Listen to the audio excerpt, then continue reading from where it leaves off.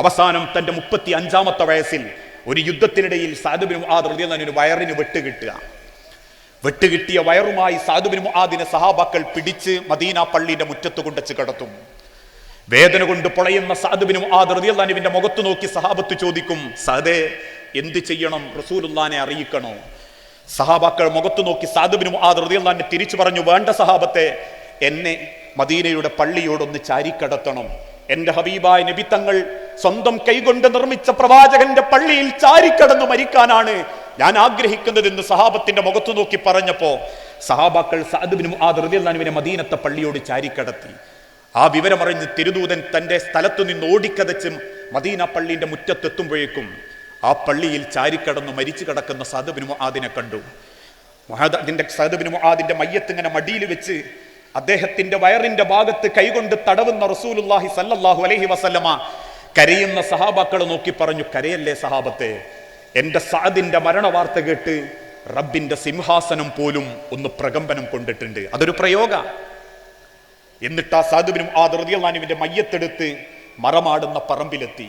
6 അടി മണ്ണിലേക്ക് Saad bin മുആദിനെ വെച്ച് 3 പിടി മണ്ണ് വാരിയിട്ട് സഅദ് ബിൻ മുആദിന് തസ്ബീത്ത് ചൊല്ലിക്കൊടുക്കുന്നതിനിടയിൽ ആകാശത്തേക്ക് നോക്കി അതുവരെ കരഞ്ഞ അള്ളാഹുവിന്റെ റസൂൽ പുഞ്ചിരിച്ചുകൊണ്ട് ആകാശത്തേക്ക് ഇങ്ങനെ നോക്കാൻ തുടങ്ങി.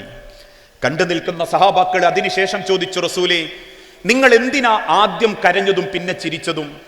റസൂലുള്ളാഹി സ്വല്ലല്ലാഹു അലൈഹി വസല്ലമ തിരിച്ചു പറഞ്ഞു, ഏത് മനുഷ്യൻ മരിച്ചാലും മരിച്ചവന്റെ മയ്യത്ത് കബറ് കൊണ്ടുവച്ചാൽ ആ കബറിൽ നിന്നും അവന്റെ ആത്മാവിനെ പടച്ചോന്റെ അടുത്തേക്ക് കൊണ്ടുപോകാൻ അള്ളാഹു കുറച്ച് മലക്കുകളെ കബറിൽ ഹാജരാക്കും. ആ മലക്കുകളുടെ എണ്ണം തീരുമാനിക്കുന്നത് മരിച്ചവർ ചെയ്ത സൽക്കർമ്മത്തിനനുസരിച്ചാ. അവൻ എത്ര നന്മ ചെയ്തിട്ടുണ്ടോ അത്രയും സൽക്കർമ്മത്തിന്റെ തോതനുസരിച്ച് അവന്റെ മലക്കുകളുടെ എണ്ണം വർദ്ധിക്കും. ചിലർക്ക് 1 മലക്കേ ഉണ്ടാകൂ, ചിലർക്ക് 2, ചിലർക്ക് 10, ചിലർക്ക് 100.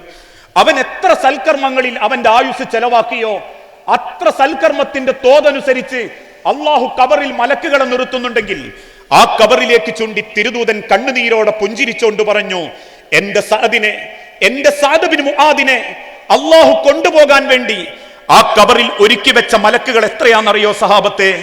അള്ളാഹുവിന്റെ സ്വർഗത്തിന് കാവൽ നിൽക്കുന്ന 70,000 മലക്കുകൾ.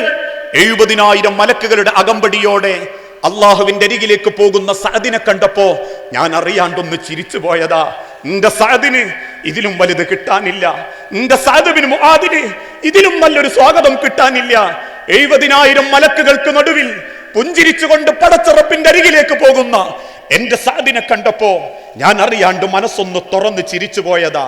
പ്രിയപ്പെട്ടവരെ, 5 കൊല്ലം 30-ാം വയസ്സിൽ ഇസ്ലാം മതം സ്വീകരിച്ച് 35-ാമത്തെ വയസ്സിൽ ആ യുദ്ധക്കളത്തിൽ വെച്ച് വെട്ടുകിട്ടി ഷഹീദായ സഅദ് ബിൻ മുആദ് റളിയല്ലാഹു അൻഹുവിന് 5 വർഷം കൊണ്ട് 70,000 മലക്കുകളെ പടച്ച റബ്ബിന്റെ അരികിലേക്ക് കൊണ്ടുപോകാൻ ഹാജരാക്കാൻ പറ്റിയിട്ടുണ്ടെങ്കിൽ ഞാനും നിങ്ങളൊക്കെ എത്ര കൊല്ലായി? ചുരുങ്ങിയതൊരു 25-50 കൊല്ലായില്ലേ? 50 കൊല്ലം കൊണ്ടും 25 കൊല്ലം കൊണ്ടും ഒരു 25 മലക്കുകൾ നമ്മളെ കബറിൽ നമ്മളെ കാത്തുക്കാണ്ടാവുമോ? ഒന്ന് അള്ളാന്റെ അരികിലേക്ക് കൊണ്ടുപോകാൻ, ഒന്ന് പടച്ചോന്റെ അടുത്ത് നമ്മളെ പറ്റി ഒന്ന് പരിചയപ്പെടുത്താൻ, നമുക്ക് വേണ്ടി ഒന്ന് പ്രാർത്ഥിക്കാൻ. അള്ളാഹുവിന്റെ അരികിലേക്ക് തിരിച്ചു പോകുന്ന യാത്ര ഏറ്റവും മനോഹരമാക്കാൻ നമുക്ക് സാധിക്കണം. അതിനെന്തു വേണം? ആയുസ്സിൽ കൊണ്ടുപോകാൻ പറ്റുന്നതിന് വേണ്ടി പണിയെടുക്കണം. കൊണ്ടുപോകാൻ പറ്റാത്തതിന് വേണ്ടി പണിയെടുക്കരുത്. ഈ ലോകത്ത് ആർക്കാ എന്താ കൊണ്ടുപോകാൻ പറ്റിയിട്ടുള്ളത്? ഈ സർവ്വ രാജ്യങ്ങളെയും കൈപ്പേടിയിലൊതുക്കി എല്ലാ രാജ്യങ്ങളിലേക്കും പടനയിച്ച് രാജ്യങ്ങൾ കീഴടക്കിയ ഒരു ചക്രവർത്തി ഉണ്ടായിരുന്നു, അലക്സാണ്ടർ ചക്രവർത്തി. 34-ാമത്തെ വയസ്സിനിടയിൽ അദ്ദേഹം കീഴടക്കിയ രാജ്യങ്ങളുടെ പേരുകൾ എണ്ണിത്തിട്ടപ്പെടുത്താൻ പറ്റാത്തത്ര രാജ്യങ്ങളായിരുന്നു. അവസാനം ലോകമൊട്ടുക്കും ഞാൻ കീഴടക്കുമെന്നും ഈ ലോകത്തിന്റെ അധിപൻ ഈ അലക്സാണ്ടർ ആയിരിക്കുമെന്നും അന്ന് ലോകത്തിന്റെ മുൻപിൽ വെല്ലുവിളിച്ച അലക്സാണ്ടർ ചക്രവർത്തി 35-ാമത്തെ വയസ്സിൽ ഒരു ചെറിയ അസുഖം വന്ന് പെട്ടെന്ന് മരിച്ചു. മരിച്ച അലക്സാണ്ടർ ചക്രവർത്തിയുടെ ശവമഞ്ചലിൽ അദ്ദേഹത്തിന്റെ ശവം കടത്തി പുറത്തേക്ക് കൊണ്ടുപോകുമ്പോ ആ നാട്ടിലെ പുരോഹിതന്മാർ അലക്സാണ്ടർ ചക്രവർത്തിയുടെ 2 കൈകളും പുറത്തേക്ക് തൂക്കിയിട്ടു. ആ തൂങ്ങിക്കിടക്കുന്ന കൈയുമായി ശവമഞ്ചലിൽ തന്റെ അടക്കത്തിന് പോകുന്ന അലക്സാണ്ടർ ചക്രവർത്തിയുടെ ശരീരത്തെ കണ്ട് ആളുകൾ ചോദിച്ചു, എന്തിനാണ് പുരോഹിതന്മാരെ അലക്സാണ്ടർ ചക്രവർത്തിയുടെ കൈകൾ നിങ്ങൾ പുറത്തേക്ക് തൂക്കിയിട്ടത്? അന്ന് ആ നാട്ടിലെ പുരോഹിതന്മാര് പറഞ്ഞു, ലോകം വെട്ടിപ്പിടിച്ചിട്ടും നാടായ നാടുകളൊക്കെ പടനയിച്ച് കാൽക്കീഴിലാക്കിയിട്ടും അവസാനത്തെ യാത്രയിൽ അലക്സാണ്ടർ ചക്രവർത്തിയുടെ കൈകളിൽ ഒരു തരി മണ്ണില്ലെന്ന് ലോകത്തെ ബോധ്യപ്പെടുത്താൻ അവസാന യാത്ര ഏറ്റവും മനസ്സമാധാനത്തോടെയാക്കാൻ സാധിച്ചിട്ടില്ലെങ്കിൽ ഈ ലോകത്തുള്ള ജീവിതം വെറുതെയായിപ്പോയി എന്ന് ഈ മാലോകരെ ബോധ്യപ്പെടുത്താൻ വേണ്ടി കൊന്നു തള്ളിയും പിടിച്ചടക്കിയും നേടിയെടുത്ത മൺതരികളിൽ നിന്നോ സമ്പത്തിൽ നിന്നോ ഖജനാവിൽ നിന്നോ സ്വർണ്ണ കൂമ്പാരങ്ങളിൽ നിന്നോ മറ്റേതെങ്കിലും നിധി കുമ്പാരങ്ങളിൽ നിന്നോ ഒരു തരി പോലും കൊണ്ടുപോകാൻ പറ്റാത്തതായിരുന്നു അലക്സാണ്ടറിന്റെ അവസാനത്തെ യാത്രയെന്ന് ലോകത്തെ ബോധ്യപ്പെടുത്തി കൊടുക്കാനാ കൈകൾ ഞങ്ങൾ ശവമഞ്ചലിന്റെ പുറത്തേക്കിട്ടതെന്ന് ആ കാലഘട്ടത്തിലെ പുരോഹിതന്മാർ പറയുന്നുണ്ടെങ്കിൽ, പ്രിയപ്പെട്ടവരെ, മിൻഹാ ഖലഖനാകും വഫീഹാ നുഈദുകും വമിൻഹാ നുഖ്രിജുകും താറത്തൻ നുഖറാ. വന്നത് റബ്ബിന്റെ അരികിൽ നിന്നാണെങ്കിൽ, തന്നത് റബ്ബിന്റെ വായുവാണെങ്കിൽ, കുടിച്ചത് റബ്ബിന്റെ വെള്ളമാണെങ്കിൽ, ജീവിച്ചത് അല്ലാഹുവിന്റെ ഭൂമിയിലാണെങ്കിൽ, സംരക്ഷിച്ചതും സഹായിച്ചതും പടച്ചോനാണെങ്കിൽ, വഫീഹാ നുഈദുകും, നമ്മളെ മടക്കവും അല്ലാഹുവിന്റെ അരികിലേക്ക് തന്നെയാ. ആ മടങ്ങിപ്പോകുന്നതിന്റെ മുൻപ് നമുക്ക് വേണ്ടത് നമ്മൾ കണ്ടെത്തിയേ മതിയാകൂ. എന്താപ്പം മരിച്ചാ നമ്മളെ കൂടെ പോരുന്നത്?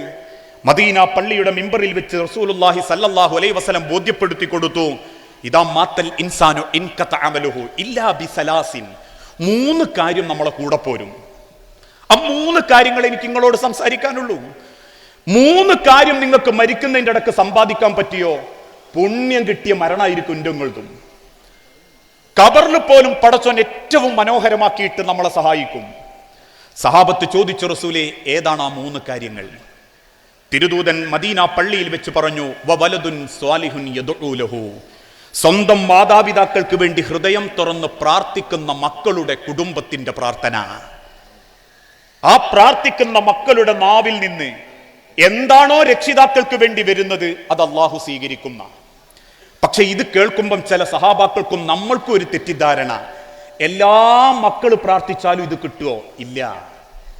റസൂലുള്ളാഹി സല്ലല്ലാഹു അലൈഹി വസല്ലമ പ്രത്യേകം പറഞ്ഞു, വവലദുൻ സ്വാലിഹുൻ, മക്കൾ സ്വാലിഹീങ്ങളാവണം, അള്ളാഹുവിനെ ഭയപ്പെട്ട മക്കളാവണം, ദീൻ എന്താന്ന് പഠിപ്പിച്ചെടുത്ത മക്കളാവണം, കുടുംബത്തിന്റെ ഭദ്രതയും സ്നേഹവും കുടുംബത്തോടൊപ്പമുള്ള ചേർന്ന ജീവിതവുമാണ് ജീവിതത്തിന്റെ ഏറ്റവും മനോഹരമായത് എന്ന് ബോധ്യപ്പെടുത്തി കൊടുത്ത മക്കളാവണം.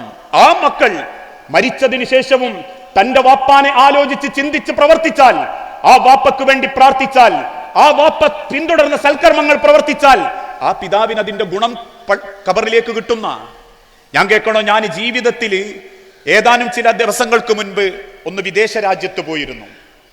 ആ പോയ സമയത്ത് അവിടെ ഉള്ള ഒരു ധനാഢ്യനായ ആളെ വെറുതെ ഒരു സന്ദർശനം നടത്തി. അദ്ദേഹത്തിന്റെ വീട്ടിൽ ഒരു ഭക്ഷണത്തിനൊരുക്കിയപ്പോ, ഞാനിത് പറയുന്നത് ഒരു വാപ്പാന്റെ ദീർഘവീക്ഷണമാണ്.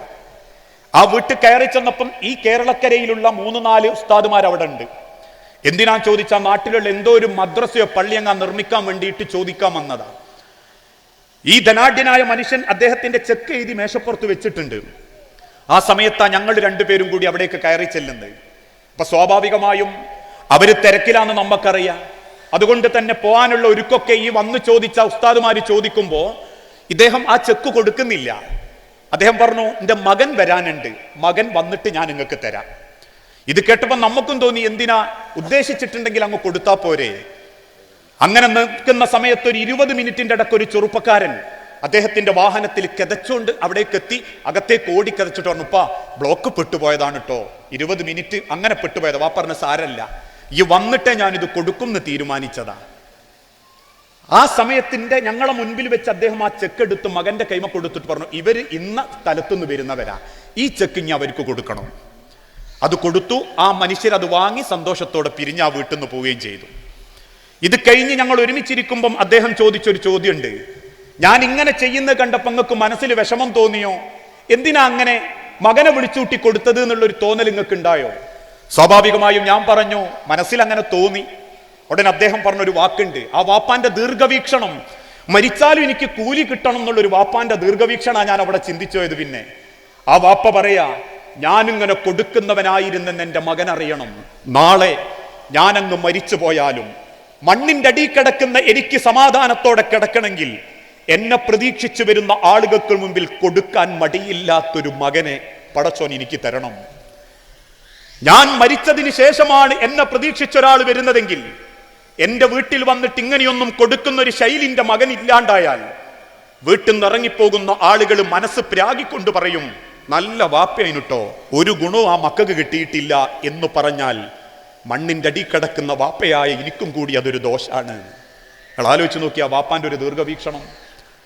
ഞാൻ ഏത് കാലം ഉണ്ടായിക്കൊള്ളണം എന്നില്ലല്ലോ, ഞാനില്ലെങ്കിലും ഇതൊക്കെ കൊടുക്കാനും ഇങ്ങനെയൊക്കെ ആൾക്കാർ വന്നാൽ അതൊക്കെ ചെയ്യാനും മനസ്സുള്ള മക്കൾ എനിക്ക് ഉണ്ടാവണം എന്ന് കരുതിയിട്ടാ ഞാൻ ഓനെ തന്നെ കാത്തു നിന്നിട്ട് അവന്റെ കൈമ കൊടുത്തത് ചെയ്തത് എന്ന്.